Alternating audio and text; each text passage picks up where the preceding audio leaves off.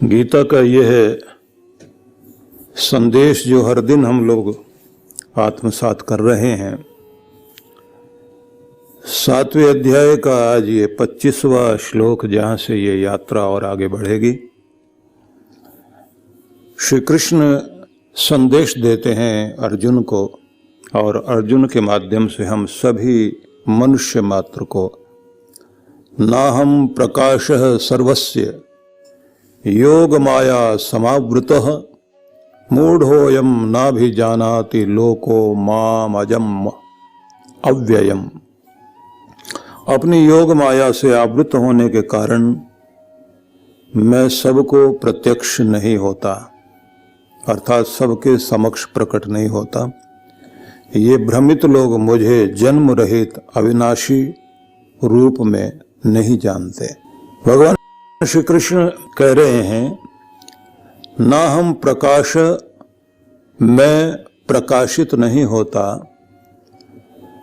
योग माया समावृतः सर्वस्य, योग माया के द्वारा जो लोग ढक चुके हैं, आवृत हो चुके हैं, आवरण में हैं, उन सब के सामने मैं प्रकट नहीं हो पाता हूँ। मूढ़ोऽयं नाभिजानाति, यह मूढ़ लोग अर्थात यह लोक, यह समाज मुझे नहीं जान पाता। किस रूप में? माम अजम अव्ययम, मेरे अजन्मा अव्यय स्वरूप को यह समाज, ये लोग नहीं जान पाते। तो यहाँ एक शब्द का प्रयोग विशेष रूप से हुआ है, योग माया समावृतः। योग माया के कारण ये संसार उस आवरण में ढका हुआ है। अब ये योग माया क्या है? समाज में या मनुष्य मात्र में देखा जाए तो पूरी सृष्टि में 3 गुणों के कारण पूरी प्रकृति संचालित होती है। ये 3 गुण सत्व रज तम है।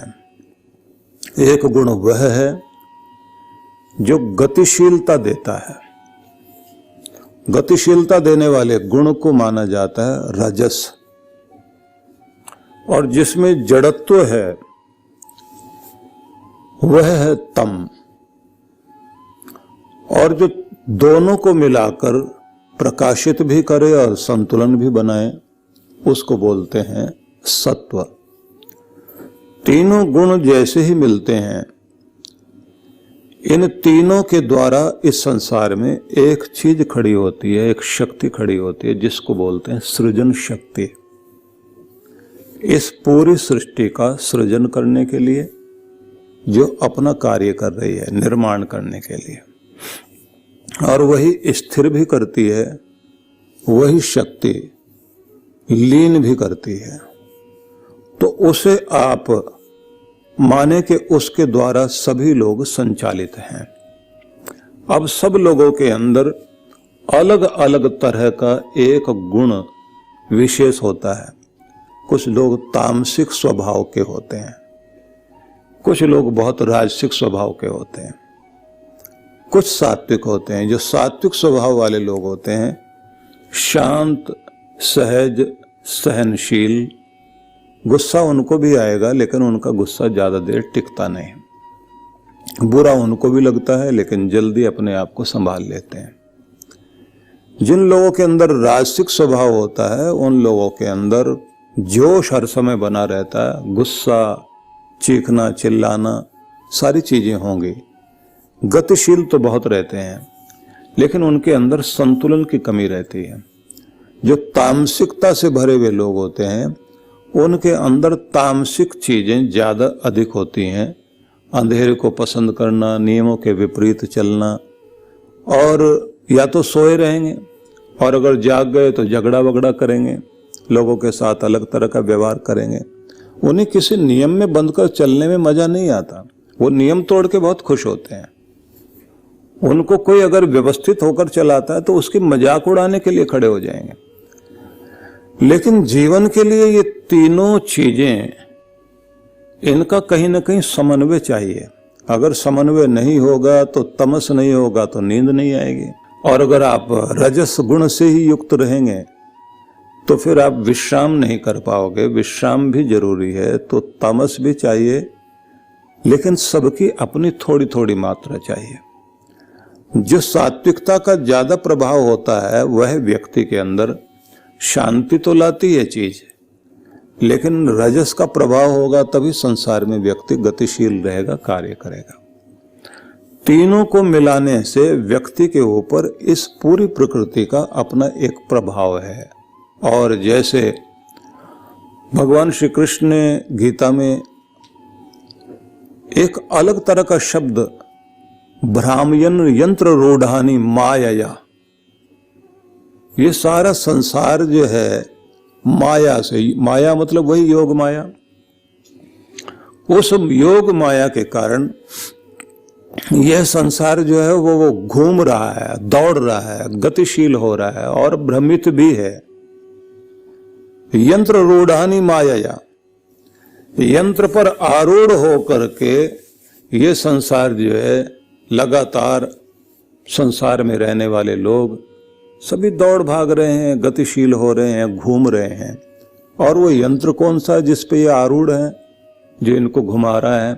बोले वो यंत्र कोई और नहीं, मनुष्य के शरीर में यह आत्मा है, यही इसका यंत्र है और माया इसको दौड़ा रही। माया से मतलब है कि प्रकृति के ये तीनों गुण जो हैं व्यक्ति को दौड़ाने का कार्य कर रहे हैं। तो इससे क्या होता है? बोले सब संसार में ही रमे हुए हैं। संसार में किस रूप में रमे हुए? सबको अपने अपने स्वभाव के अनुसार, तामसिक है तो तामसिक इच्छाएं उठेंगी, राजसिक व्यक्ति है तो राजसिक इच्छाएं उठेंगी, सात्विक व्यक्ति है तो सात्विक तरह की इच्छाएं जागृत होंगी। और उन इच्छाओं के अनुसार व्यक्ति अपना एक संसार बना लेता है और फिर ये एक नेटवर्क बनता है। वो नेटवर्क क्या होता है? वो नेट है जाल, जाला होता है ना मकड़ी का, उसी को ये लोग जो है वो इंटरनेट बना रखा ना। इंटरनेट में अगर आप नेट देखें तो वो मकड़ी का जाला है। मकड़ी एक बिंदु से शुरू करती है, तो आप लोग सारा नेट पर देखिए, नेट पर देखिए, वो नेट क्या है? अब ये तो कोई कहता नहीं मकड़ी के जाले में देखिए, क्योंकि अगर अनुवाद करेंगे तो अनुवाद तो यही होगा कि वो जो है मकड़ी ने जैसे जाले बनाकर चारों तरफ से एक चीज ऐसे बांध ली है कि उसमें आते जाते हैं और वो शिकार अपने आप उसमें आता है, फंसता है। मकड़ी अपना आराम से जाला बना के एक जगह बैठी होती है और जैसे जैसे कोई फंस जाता है तो जाके खा लेती है। तो ऐसे एक जाल फैला रखा है माया ने, मतलब इस संसार के इस आवरण में सब लोग ऐसे बंधे हुए हैं। अब इस बंधे होने का परिणाम क्या है कि इससे हम सब लोग जो है अपने अपने धंधों में दौड़ रहे हैं और हम सब की वही दौड़ है। पुजारी की दौड़ अपने मंदिर तक है, सेठ की दौड़ अपनी दुकान तक है, कर्मचारी की दौड़ जो है वो लगातार अपने ऑफिस तक है। अब श्री कृष्ण ये कहते हैं कि इस योग माया में फंसा हुआ व्यक्ति मुझे नहीं जान पाता, और अगर मैं उसे दिखाई भी देता हूं, मतलब मान लीजिए कि भगवान श्री कृष्ण अपने समय में पूरी भगवत सत्ता उस शक्ति को लेकर इस संसार में विचरण कर रहे हैं और वो मनुष्य शरीर में है तो मनुष्य की तरह से सारे कार्य कर रहे हैं। और ये बात ध्यान रख लीजिए, जब भी कोई मनुष्य शरीर में होगा तो उसकी अपनी लिमिट तो रहेगी, सीमाओं में रहकर काम करेगा, सुख दुख भी होगा, रोएगा, हंसेगा भी सही।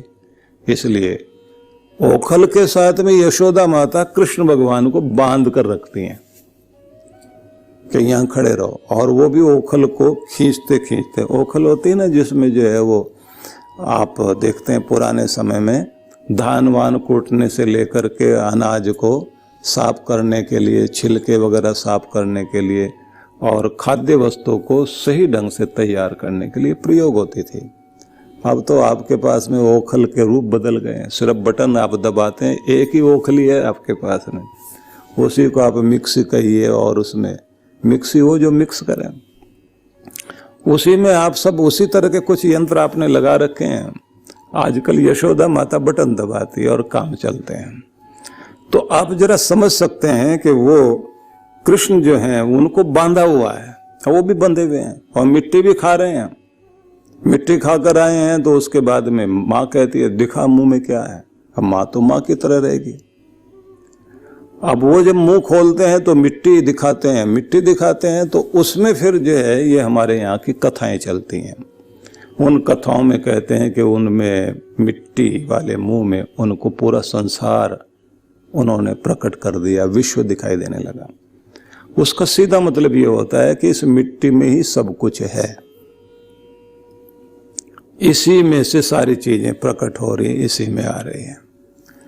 वो पुराने समय की कुछ मजाक चलती रही है कि कोई एक सेठ बैठा हुआ है दुकान खोले हुए, अब उसके पास में सामान कुछ भी नहीं, थोड़ा सा सामान है, और उनके पास में कोई जाए जाकर बोले कि ये चीज है क्या, बोले ये छोड़ के बाकी सब है। दूसरी कोई चीज मांगे तो कि ये है, बोले ये छोड़ के बाकी सब कुछ है। और था उसके पास थोड़ा सा, तो उसकी मजाक उड़ाने के लिए लोग खड़े रहते थे। तो एक ने आकर बोल दिया आपकी दुकान में कुछ है भी क्या, बोले सब कुछ है। तो उस व्यक्ति ने जो है वो 10 रुपए का नोट निकाला और कहा कि ये लीजिए और 10 रुपए में सब कुछ दे दीजिए। अब जैसे कहा सब कुछ दे दीजिए, वो 4 आदमी इकट्ठे कर लिए उसने। मजाक तो हो ही रही थी, सोचा कि आज जरा सेठ को और परेशान करें। तो सेठ बेचारा परेशान होकर के पीछे दुकान के पीछे घर है तो घर की तरफ आया। बोले बड़ा अजीब ग्राहक है, लगता है कि सारी दुकान ही खराब करेगा। 4 आदमी और इकट्ठे कर लिए। तो उसकी बेटी ने कहा कि क्या मांग रहा है वो, बोले 10 रुपए दिए और कहता 10 रुपए में सब कुछ ले आओ। क्योंकि मैंने सिर्फ इतना कहा था कि उन्होंने पूछा दुकान में कुछ है भी या नहीं, बोले हमारी दुकान में सब कुछ है। बोले ये लो 10 रुपए और दे दो, सब कुछ दे दो। अब बेटी ने कहा कि आप यहाँ बैठिए, मैं देकर आती हूँ सामान। वो गई और जाकर उसने एक कागज में मिट्टी डाली और बंद करके कहा ये लो सब कुछ। तो उसने कहा कि इसमें क्या कुछ है, बोले जो कुछ सब कुछ होता है, चांदी सोना गेहूं अनाज चावल कपास दुनिया भर की चीजें हैं, लोहा लंगड़ से लेकर सारी चीजें हैं। बोले इतनी पोटली में, बोले हाँ इसमें। खोल के देखता हूं, बोले देखिए। तो देखा तो मिट्टी है। बोले ये तो मिट्टी है। बोले जैसे आपने कहा ना जरा ध्यान से देख लेना, इसी में से गेहूं उगता है, इसी में से चावल उगते हैं, गन्ने भी इसी में से उगते हैं, और मिट्टी के अंदर से ही जमीन खोद करके सोना चांदी निकालते हैं लोग। तो अगर आपने 10 रुपए में सब कुछ मांगा तो 10 रुपए में सब कुछ ये है, लेके जाओ आराम से। और वो मजाक जो है लोगों के गले पड़ गई बात ये नहीं है, हर एक आदमी ने कहा बात तो ठीक है। तो देखा जाए वो जो मुंह में मिट्टी है उस मिट्टी में ये दर्शा दिया कि सब कुछ इसमें है, या ये दर्शा दिया कि सारा ब्रह्मांड जो है एक अणु में ही पूरा पूरा ब्रह्मांड छिपा हुआ है, एक बूंद में पूरा सागर छिपा हुआ है। इसलिए कृष्ण लीलाओं में आप जो ज्यादातर देखते हैं उन लीलाओं में यही दर्शाने की कोशिश की गई है कि व्यक्ति उस रहस्य को समझ सके। हम लोग ज्यादातर जो है उस कहानी को पकड़ के बैठे हुए। जैसे उन्होंने कालिया दह में जाकर कालिया नाग के फन पर खड़े होकर नृत्य किया। अब कितना बड़ा सांप रहा होगा और कितने बड़े सांप के ऊपर कृष्ण खड़े हुए होंगे। तो एक कहानी चल पड़ी और उस कहानी को लेकर के आप देखते हैं कि सब जगह वही झांकी होती है। और साथ में ये कहा जाता वो भगवान थे, वो इसलिए ऐसा कर सकते थे, और भगवान ऐसा कर सकते थे तो भगवान जी को फिर सांप भी जो मिलेगा तो कोई छोटा मोटा तो मिलने वाला नहीं है। भगवान जी का सांप भी बहुत बड़ा होगा। बोले कितना बड़ा होगा जिसपे भगवान जी जाके खड़े हो सके। बोले ऐसा सांप आजकल भी होता, बोले आजकल नहीं होता, वो कृष्ण भगवान के समय में ही होता था। तो एक कहानी हो गई, लेकिन अब समझाया क्या जा रहा है कि कालिया नाग कोई और नहीं है, वो भय है और उसके सैकड़ों फन है। डराने के उसके बहुत तरीके हैं। और भय जो है मौत है, जिसको दर्शनकारों ने कहा अभिनिवेश। 5 क्लेश माने गए, अविद्या, अस्मिता, राग, द्वेष और अभिनिवेश। इन 5वें क्लेश में जो है अभिनिवेश है, मृत्यु का भय, मौत का भय, सबको यही लगा हुआ। अब वो कालिया नाग जो है वह भय है और उसके सैकड़ों फन है और इतना जहरीला है कि उस तरफ कोई देखता भी नहीं, जाता भी नहीं है। अब भय की तरफ ही कृष्ण चलते हैं और ये समझाते हैं कि डरकर अगर भागोगे तो हर समस्या तुम्हारे सिर पर प्रहार करेगी, मार सकती है। लेकिन क्या करो कि व्यक्ति तो वो है जो भय के फन पर पांव रखकर खड़ा हो सके, आंख मिलाने की हिम्मत हो। इसलिए कृष्ण भगवान को हम लोगों ने उनके द्वारा दी गई सारी की सारी लीलाएं, उनके द्वारा दिए गए सारे संदेश, वो तो एक कोने में रह गए, लेकिन हम लोगों ने सिर्फ वो लीला में झांकियां वो लेकर के खड़े हो गए। उसका परिणाम क्या हुआ? बस हम लोगों ने ये समझ लिया कि कृष्ण भगवान थे, वो तो ये कर सकते थे, हम नहीं कर सकते। और भगवान जब ये समझाते हैं कि हर नर के अंदर नारायण है, परमात्मा ने अपना ही रूप देकर मनुष्य को पैदा किया है, हर व्यक्ति अपने अंदर की शक्तियों को जागृत करके अपने आप को ऊंचा उठा सकता है। तुम्हारे अंदर का भगवान तुम्हारे अंदर प्रकट हो सके। लेकिन जब ये कहते हैं कृष्ण भगवान, मूढ़ो यम ना भी जानाति लोको, यह लोक जो है, ये समाज, ये मनुष्य जो है, मुझे मूढ़ता के कारण, क्योंकि विवेक की आंख होगी तो ही वो माया के आवरण के पार जाकर के देख सकेंगे, नहीं तो सबके अंदर वही एक कोहरा, एक मोतियाबिंद। मोतियाबिंद के कारण जैसे कुछ लोगों को जब मोतियाबिंद हो जाता है तो उनको स्पष्ट दिखाई नहीं देता। कोहरा हो जाए, धुंध हो जाए, तो उस समय आप लोग देखते हैं ना कि सूरज उगा भी हुआ है, कोहरा है, लेकिन फिर भी आपको नहीं दिखाई देता। कितना दिखाई देगा? थोड़ी दूर तक का। सामने बहुत तेज लाइट जला करके ट्रक आ रहा है, लेकिन कोहरे में आपको दूर से क्या दिखाई देता है? एक छोटी सी बिंदी जैसी लाइट आपकी तरफ आ रही है। जैसे जैसे नजदीक आते जाते तब आप डर के खड़े होते हैं, लगता ये तो ट्रक है। तो कोहरा जैसे आपको सारी चीजें गायब कर देता, चीजें सामने होती हैं लेकिन नहीं दिखाई दे रही। ऐसे ही वेदों में एक मंत्र है, निहारेण प्रावृता जल्प्या चासु तृपः। निहार के कारण, कोहरे के कारण तुम परमात्मा को, अज्ञान के कोहरे के कारण तुम उसको नहीं देख पाते। चासुत्रप, असुत्रप, प्राण पोषण में, भरण पोषण में, उदर पोषण में इतने ज्यादा लगे हुए हो कि तुम्हें जो है अपना स्वार्थ तो दिखाई देता है लेकिन परमात्मा नहीं दिखाई देता। न तम विदाथ या इमा जजाना युष्माकम अन्यत अंतरम बभूव। जिसने तुम्हें संसार को जिसने उत्पन्न किया और तुमको जिसने जन्म दिया है, उस परमात्मा को जो तुम्हारे अंदर होकर भी तुमसे अलग दिखाई दे रहा है, जो तुमसे अलग महसूस हो रहा है, जबकि वो तुम्हारा अपना तुम्हारे अंदर है, तुम उसे नहीं जान पाते। क्यों? निहारेण प्रावृता जल्प्या चासु तृप। एक कोहरे के कारण तुम जो है, अज्ञान का कोहरा चारों तरफ छाया हुआ, इसलिए तुम नहीं देख पाते। तो वही बात यहां भी कही गई, मूढ़ हो यम ना भी जानाति लोको माम अजम अव्ययम। मेरे अजन्मा स्वरूप को, मेरे अविनाशी स्वरूप को यह मूढ़ संसार नहीं जान पाता। इसी को कहा जाता है कि यह योग माया के कारण लोग जो है भ्रमित हो रहे हैं। तो प्रकृति के 3 गुणों का समाहार ही योग माया है। उसके द्वारा प्रसारित भ्रम या आवरण, जिसे योग माया कहा गया है, सांसारिक लोग इन 3 गुणों से उत्पन्न हुए भ्रम में इस तरह मोहित हो जाते हैं कि उनको परमात्मा सामने भी हो तो भी अनुभव में नहीं आता। तो ये सार था। और अब और मजे की बात आप देखिए, जो एक गांव में कहावत कही जाती है कि घर का जोगी जोगना, आन गांव का सिद्ध। अपने गांव में और अपने घर के अंदर ही कोई व्यक्ति योगी हो, परमात्मा का दर्शन करने वाला महान से महान व्यक्ति भी हो, उसको लोग नहीं महसूस करते और न मानते।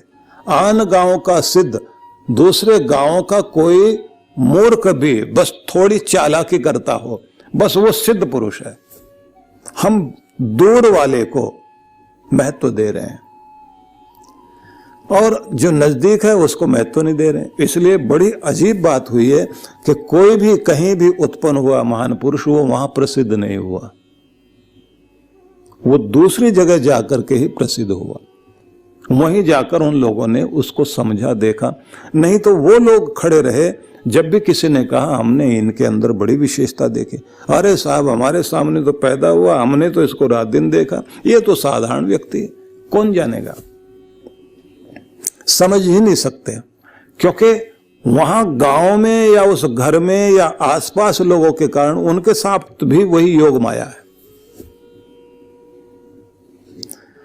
इससे भी बड़ी एक योग माया और होती है कि कोई भी कितना भी महान व्यक्ति अपने समय में रहा हो और दूसरी जगह भी अपने जन्म स्थान से दूर रहा हो, वहां भी ये समस्या आएगी कि उसे देखेंगे लोग तो क्या कहें, हमारे जैसा चलता फिरता है, हमारे जैसे कपड़े पहनता है, हम ही लोगों के बीच हंसता बोलता है, और इसको तो हम बहुत सारी बातें समझाते हैं, ये तरीका नहीं, ऐसे कर लीजिए।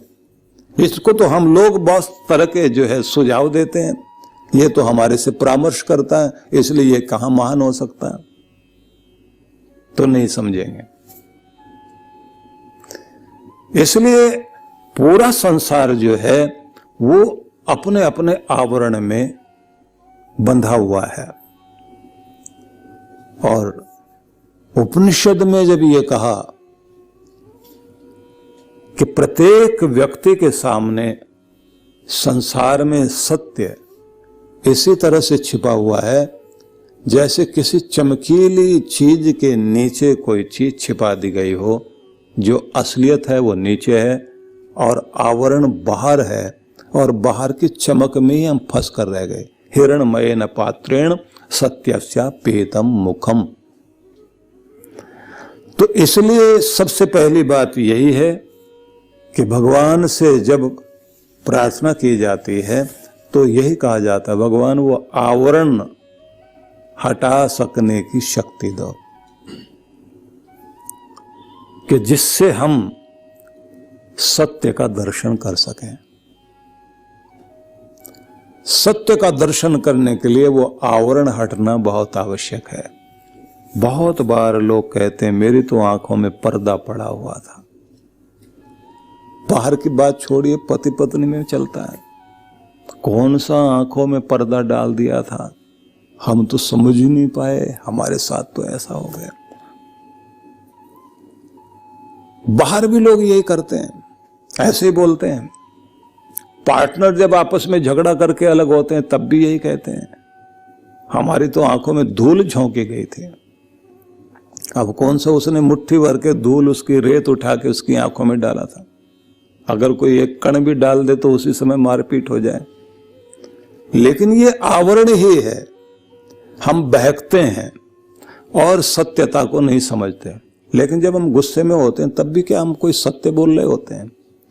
गुस्से में आकर चीखेगा चिल्लाएगा आदमी, किसी के बारे में कुछ बोलेगा, लोग कहते हैं अब ये गुस्से में सही बोल रहा है, अब ये ठीक बात बता रहा है। लेकिन ऐसा नहीं होता। जब आप ज्यादा किसी से सम्मोहित होते हैं तब भी आप सच नहीं कहते हैं, और जब आप बहुत गुस्से में होते हैं तब भी आप सच नहीं कहते। जब आप शांत और संतुलित होते हैं सही, तो तब बोलते हैं आप।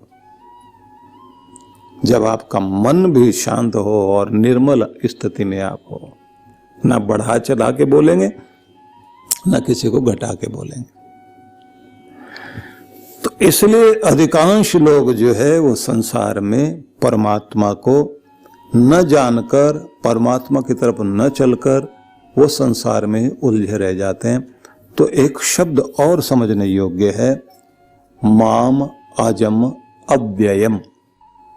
मुझे मतलब भगवान को, अजन्मा रूप को, अव्य रूप को। अव्य, आप तो राजनीतिक शब्द प्रयोग करते हैं ना, व्यय, जो खर्च हो जाए, खत्म हो जाए, नष्ट हो जाए, और जो नष्ट ना हो वो अव्य।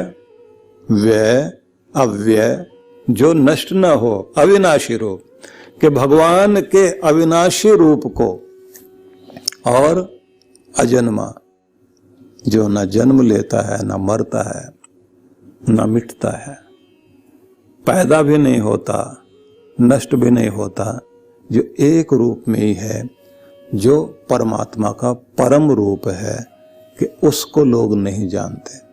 इससे पहले एक बात समझाई गई थी, पिछले श्लोकों में आपने देखा कि अलग अलग देवी देवताओं को लोग मानते हैं। तो ये बिल्कुल उसी तरह से है जैसे कोई व्यक्ति दुकानों पर जाकर, कोई कोयला बिक रहा है किसी दुकान पर, किसी में हल्दी बिक रही है, तो जब आप जो है थोक वाले बाजार में जाते हैं ना, होलसेल वाली जगह में, तो दिल्ली में खारी बावली में जाइए तो वहाँ कोई कोयले वाला है, कोई हल्दी वाला, कोई शोरे वाला है।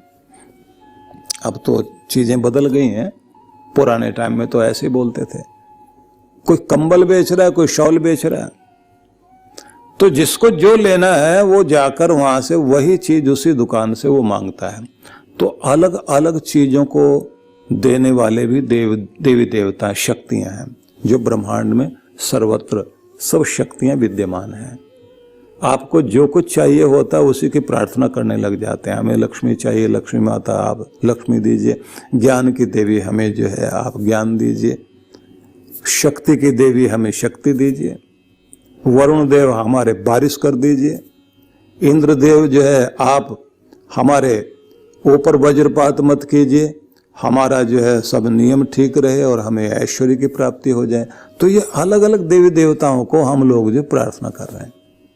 कृष्ण भगवान ये कहते हैं कि मैं सब देवी देवताओं में इन सब के पीछे जो शक्ति दे रहा है, जहां से सारी चीजें ये आ रही हैं, मतलब होलसेल की अलग अलग दुकानें हैं, लेकिन जहां से सारा माल यहां भेजा जा रहा है वो भी तो कोई है ना। तो तुम इधर उधर ना जाकर अगर पीछे वाले को ही पकड़ लो, वहीं पहुंच जाओ, तो सब कुछ तुम्हें मिल जाए। इसलिए सबके माध्यम से, मतलब जहां से भी तुम कुछ ले रहे हो, देने वाला तो एक ही परमात्मा है। अगर तुम्हारा ध्यान एक सर्वव्यापी पर चला जाए तो सब कुछ तुम्हारे पास आ जाए। तुम अभी छोटी छोटी चीजें ले रहे हो, लेकिन वहां एक बात और कही, ये फल थोड़ी देर के लिए है।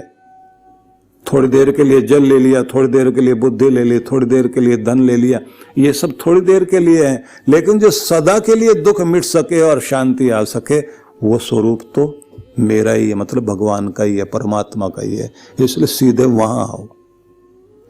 अब आगे जाकर बताया गया कि वो जो परम रूप है उसको सब जगह होने के बाद भी व्यक्ति उसे नहीं देख पाता, क्योंकि वो योग माया में, संसार में बंधा हुआ, फंसा हुआ। इसलिए तो ये बड़ा अद्भुत संदेश है। अगले श्लोक में हम फिर चलेंगे। आप सबको बहुत बहुत शुभकामनाएं। ओम शांति शांति शांति।